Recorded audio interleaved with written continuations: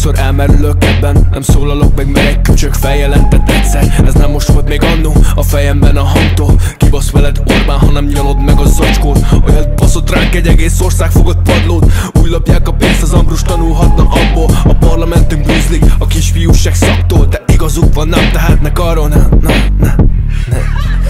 Orbán, ne az úgy, ne Orbán, ne az úgy, ne Orbán, ne az úgy, ne Orbán, ne az úgy, Orbán, ne az úgy, ne Orbán, ne az úgy. A kurvákra van szükségem, majd felhívom a borkait. Ő fogja az adó tartozásaim megoldani a Dózs Tamással fehér porba mártjuk majd az orraink, és allukkal a páccsal elültözzük a bal oldalit. Rendben van a MÁV, azt mondta a Lázár, mondjuk romokban a pálya, mivel eltették az árát. Úgy felverném az állát, mikor kinyitja a száját. Orbán úgy is hívogat, hogy tiltottam a számát, mert tele van a kubatok, megszervezik az utatok. Talán kapsz egy krumplit, hogyha bekapod a kubakból.